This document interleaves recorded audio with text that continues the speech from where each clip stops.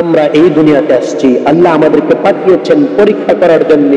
আমরা আল্লাহ বলেন, আল্লাযী খালাকাল মাউতা ওয়াল হায়াতা লিয়াবলুয়াকুম আইয়ুকুম আহসানু আমালা। আমি হায়াত এবং মওতকে সৃষ্টি করেছি, তোমাদেরকে এই দুনিয়াতে পাঠিয়েছি, আমি দেখতে চাই তোমাদের মধ্যে কে ভালো কাজ করে।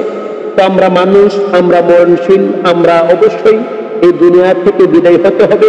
এখানে আমি আজকে আপনাদেরকে অত্যন্ত গুরুত্বপূর্ণ একটি হাদিসের আলোচনা শোনাচ্ছি। তা হচ্ছে, আমরা যখন মারা যাই, আমাদের মধ্যে যখন কোনো মুসলমান ভাই মারা যায়, মসজিদ থেকে এলান করা হয় মোহাম্মদ আব্দুল কুদ্দুস সাহেব ইন্তেকাল করিয়াছেন, ওনার জানাজার নামাজ আসরের নামাজের পর, জোহরের নামাজ বাদ, মাগরিবের নামাজ বাদ আপনারা সবাই দলে দলে যোগদান করে ওনার রুহের আত্মার মাগফিরাত করুন।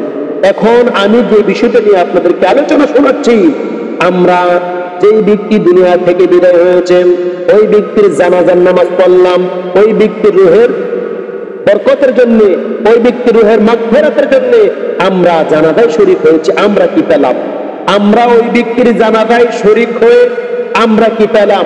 মুসলিম শরীফের 946 নম্বর হাদিস, মুসলিম শরীফের 946 নম্বর হাদিস, রাসূল পাক সাল্লাল্লাহু তাআলা আলাইহি সাল্লামের গোলাম হযরত শাওবান রাদিয়াল্লাহু তাআলা আনহু থেকে বর্ণিত। তিনি বলেন, রাসূল পাক সাল্লাল্লাহু তাআলা আলাইহি ওয়াসাল্লাম বলেছেন, যেই ব্যক্তি জানাজার নামাজে শরীক হলো, জানাজার নামাজ কমপ্লিট করে ওই ব্যক্তি চলে গেল, আল্লাহ পাক রব্বুল আলামিন ওই ব্যক্তির আমল নামায় এক কেরাত সওয়াব তাকে দান করে দেবেন।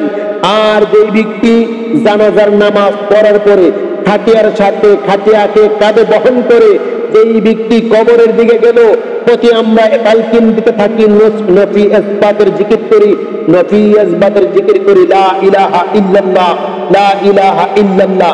এই তালকিন দিয়ে আমরা মাইয়তকে আমাদের খাটিয়া কাঁধে নিয়ে আমরা কবরে পৌঁছে যাই। আল্লাহর নবী সাল্লাল্লাহু আলাইহি ওয়াসাল্লাম বলেছেন, যেই ব্যক্তি জানাজার নামাজ পড়ল, আমার আল্লাহ পাক রব্বুল আলামিন ওই ব্যক্তির আমল নামায় এক কিরাত সওয়াব দান করবে। কিন্তু যেই ব্যক্তি জানাজার নামাজ পড়ার পরেও যেই ব্যক্তি খাটিয়া কাছে নিয়ে, খাটিয়াকে সঙ্গে নিয়ে কবরে গেল, ওই ব্যক্তিকে কবরস্থ করা হলো, কাফন দাফন সম্পূর্ণ কমপ্লিট করে ওই ব্যক্তি যদি আসে, আমার আল্লাহ পাক রব্বুল আলামিন ওই ব্যক্তির আমল নামায় 2 কিরাত সওয়াব আমার আল্লাহ দান করেন। সুবহানাল্লাহ, সুবহানাল্লাহ, সুবহানাল্লাহ।